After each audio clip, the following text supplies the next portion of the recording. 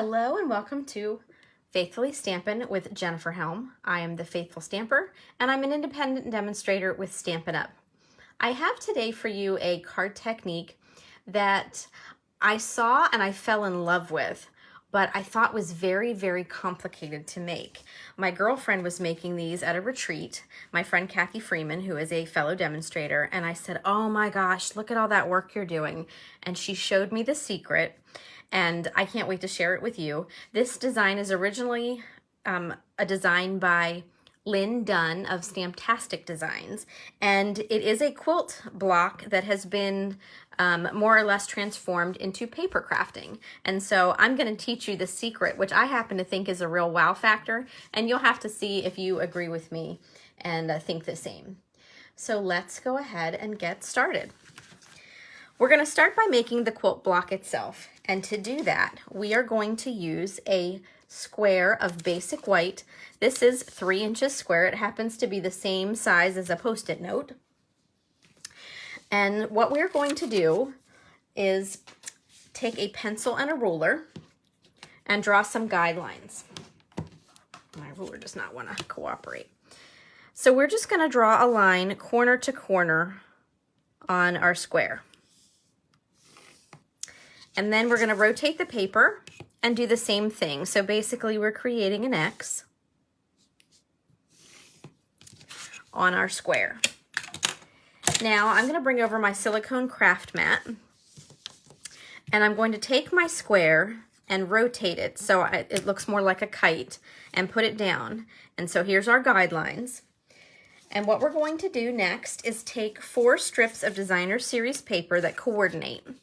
These are all from the Citrus Blooms Designer Series paper. They're the reverse side, so the citrus is on the back, but we're using these beautiful blues. But any 4 strips that coordinate will work perfectly for this design, and they're 1/2 inch wide by 6 inches long. A little bit longer than we need, but that's okay. So what we're going to do is we're going to create the weave that creates the pattern. And when I first saw Lynn demonstrate this, I thought, oh my goodness, I don't know how I'm gonna talk through this, because I thought it was really complicated. And then I did it once and I thought, wow, I was really overthinking it. So here's the easy way to do it. You're gonna take 1 strip and lay it so that the bottom of the strip is right on the pencil line. And it doesn't have to be perfectly centered. You want it more or less even, but then you're going to take another strip, and put it right next to it, right below, and butt them up against each other. Hold them in place. And here's the mind-blowing part that had me in a tizzy, but really didn't need to. Take another strip, and what you're going to do is put it under the top strip and over the bottom, and then slide it right in to that center line, the center vertical line. Hold it in place, switch hands, grab your last strip of paper, and you're going to do the same thing, but put it over the top and under the bottom. And slide it in, and we have created the basis for our pattern. Now you do kind of want to keep things together here. Whoop, there we go. Now I've lost my guidelines. There we go. But you're going to hold these together. And I really thought this was so much more complicated. When she started talking about weaving paper together, I thought, oh my gosh, I don't know. Look at that. Really easy. So now I'm going to use glue for the entirety of the project, but I wanted to share with you these next couple steps. I actually was able to use tape runner for them to get them started. So what we're going to do is we're going to lift these back, put some glue above and below the line here, and then adhere the paper. So glue gives you a little more flexibility, but if you're like me and you're very anti-glue because you make a mess, you can use tape runner on this step, and then I'll show you where you do find the glue to come in handy. I'm using my silicone craft mat so that it doesn't ruin my table. And you can kind of slide these out of the way a little bit to get started. So I'm just going to take a little bit of glue here above and below the line. And then what we're going to do is we're going to make sure that first strip is laid correctly on the line, and that the bottom one is butted up right against it, and give it a press. Rotate your whole square, and then we're going to do the same thing. Lift back, a little bit of glue. You can do 2 lines or a little bit of squiggle. Don't go too far up and down because you don't want it to invade your white space. And these first 2 are the ones that are most important to get those strips on the line so that your design is straight. Oop. Good gravy. Of course, it's because I'm live on camera. Here we go. Okay. Rotate, and we're just going to finish off the other 2 the same way. A little bit of glue. Make sure they're together. You're going to make one of these cards and say, wow, that Jennifer girl made that look a whole lot more complicated than it really was. Once I got one done, I found it very easy to roll right through these. I actually cut extra because this is the hardest part of the whole card right there. I'm going to put my glue back. I'm going to give this a little press down. And then we're going to pick the whole thing up, turn it over, and we are going to trim with our scissors around the outside of that white square.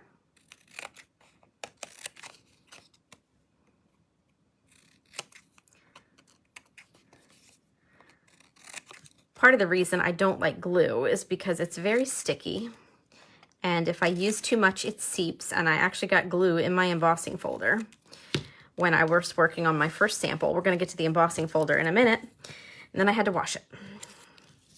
Glue and I don't get along. Now, if you're very industrious, you could probably create something out of these paper scraps, but I'm giving you permission to throw them away, because otherwise you'd be like me, drowning in paper all the time. All right. So we have our beautiful design, and really this is pretty by itself, right? But I'm going to show you the trick to create this beautiful pattern right now. We're going to take 4 squares of basic white cardstock that are 3 1/4 inches. I'm going to bring my mat back over here. So here we go. 1, 2, 3, 4. Oh, see, I got glue on my fingers now. I'm sticking to everything. I'm going to come back with my Tombow multi-purpose glue, and I'm going to put a little swirl kind of on each square. As my friend Jody says, dot, dot, not a lot. That's how I get glue everywhere. Now, this is the mind-blowing part, the wow moment, I thought. And I shared this with some friends, and they agreed. You're going to take one of these squares, pick a corner, any corner, line up your edges with the corner, and give it a press. And look, we created those angles. I thought when I first saw my friend Kathy with this card that she had done all this spectacular cutting of all these angles, and I thought, I'm never going to be able to do that. Well, 4 squares, 1 on each corner. And look at that, we created that beautiful star pattern. I was so impressed because it looks so much more complicated. You'd think you have to cut all those angles and get them just right. You really don't. So I'm gonna let this sit for just a minute.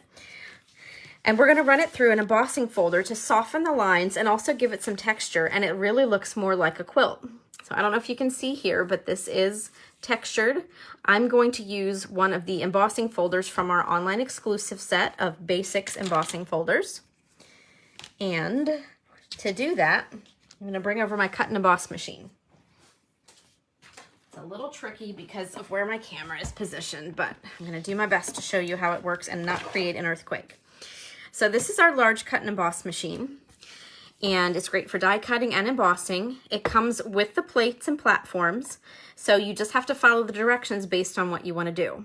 So this section is for embossing folders, and for my embossing folder, which is a 3D embossing folder, it's one of our thicker ones, and I like to label them so I know if they're 3D or not. Sorry, that's getting a lot of glare. I need the platform number 1, and then I need plate number 4. So what I'm gonna do is I'm gonna lay the platform down in my machine. I'm gonna take my embossing folder and open it up. I'm gonna take my quilt square and place it upside down and on the line. There's a line printed on the embossing folder so I can keep it relatively straight. I'm gonna lay that on my platform and then take my plate and I'm gonna offset it. I'm not gonna put the plate right up against the edge of the platform. It'll feed through the machine better, making my life a little easier. And then I just have to crank it through. I apologize if I create a little earthquake when it finishes here, because sometimes it does. Ooh, not too bad. And then machine away. Take this apart. This is why I didn't like the glue for this quilt design, because I ended up getting glue inside my embossing folder. I think I might have escaped it. And there is our beautifully textured quilt square. So now let's finish up the card. And you can use any embossing folder that you have. Experiment and have fun. So my card base here is Misty Moonlight. I went with the blues that coordinated with the paper. I'm gonna take a 2" by 5 1/4 strip of Designer Series paper, or DSP, and create a banner. Now, if you're more talented than I am, you can probably create one by hand, but we'd be here for the next 20 minutes while I tried to make a banner, and it would probably be about this big before I got it perfect. So I'm gonna use my triple banner punch, and then I'm just gonna take this and glue it on the front of my card.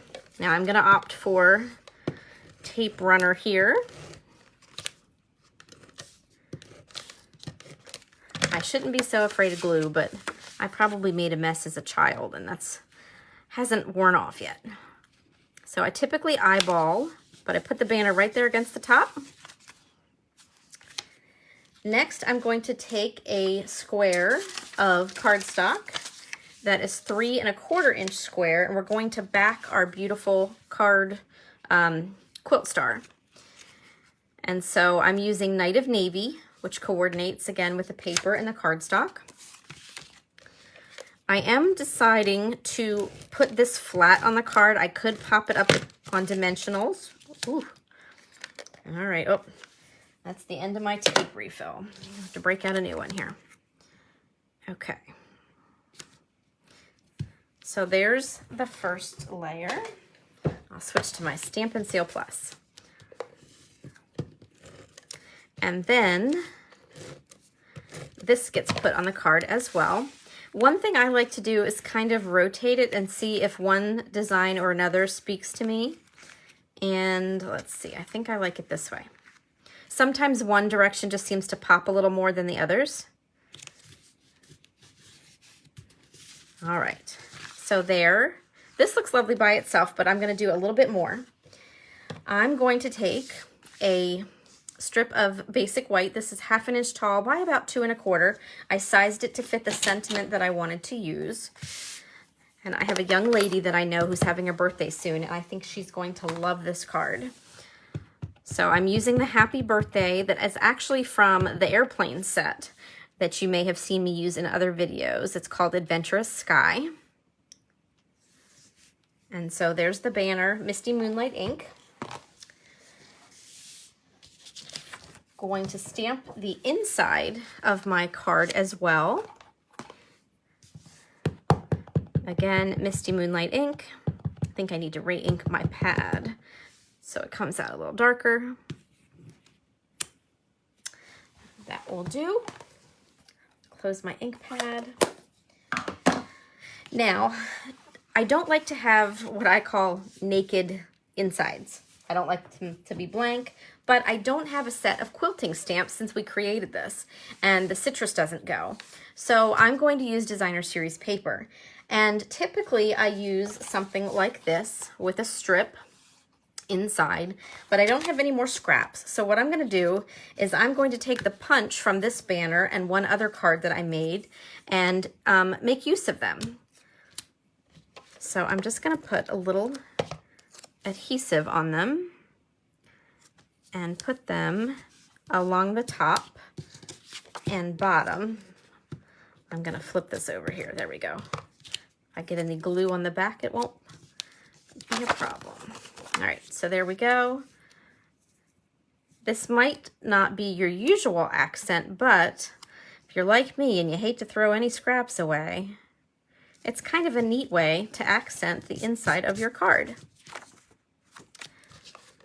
So now I'm going to put a little more adhesive here, and we'll glue this inside the card. And we are very nearly done. We're going to come back to that banner. I am going to pop this piece on dimensionals. I could glue it flat. I could pop any of these elements on dimensionals. And then I'm going to put this just below the card. I keep wanting to go up, and I can't bear to cover any of that beautiful quilt block. Now this doesn't really require a lot of bling, but I thought we'd add just a little bit of an accent. And so I have some iridescent pearls here, and I'm just going to add one to each end of the banner, if the last one wants to cooperate. And just, non-cooperative bling. Okay, let's try that again. There we go. There is our beautiful card. Now you can take the same DSP and it may look different each time you make a card based on how you put the strips together and which way you orient your star. It just occurred to me, I probably could even put it on the diagonal. I think it would just fit. I wish I'd thought of that before I glued that down. But beautiful card. I really hope you like the technique, and I have some more samples to show you. Because once I started, I could not stop. Oop, I did forget one thing. My envelope. Again, since I don't have stamps that coordinate, I'm going to grab a strip of designer series paper that is 2 inches. I measured my envelope flap, so I know that my envelope flap is just about 2 inches. And I'm fussing with the glue that I went a little over the edge here with, because I don't want it to be sticky. And then I'm just going to lay this DSP right across the flap, give it a nice press, and then come back with my scissors and just trim straight along those flaps to the envelope, minus the little scrap that's stuck to the scissors. Ooh. Beautiful envelope, beautiful card, ready to go. But as I mentioned, I do have more samples. The more paper I pulled out, the more I wanted to play, and I think I could have spent hours putting this design together. So here I used a darker cardstock. This is Pretty Peacock with a banner. I left the sentiment off, and this is from our Regal winter paper that is retiring at the end of December. And then a little bit bling in the middle. I really felt that this didn't require a lot to take away from that beautiful star. And you're not limited to banners. For example, here I used just a strip 2 by 5.5, glued right to the card front. And then our beautiful star, some bling. Here I stamped directly on the DSP since it was a light color, and kept it simple on the inside with just a coordinating strip of paper. And then of course the envelope as well. You can change the orientation just by changing the strip of paper. This one is 2 by 4.25. I stamped directly on the card here. Again, a little bling in the middle and the accent strip on the inside. This would even make a beautiful understated sympathy card. Not everything has to be florals, and I just really thought that was very nice. And I did want to point out, I used a different embossing folder here. This is another one of the basics that is more of a subtle crosshatch. On this next card, I used a different embossing folder for 2 different features. I used our dotted circles for the embossing on the quilt star, but I also used it again on a piece of cardstock to put behind the card. So you don't always have to use DSP. You can use embossed cardstock as well. And then I saved my favorite for last. This one just really struck me with the colors, and it pops. This is Poppy Parade with more of the regal paper. And here I stamped my sentiment below the quilt square and then added the bling there. Very beautiful card. So I hope you enjoyed learning how to make the easy quilt star pattern for card makers.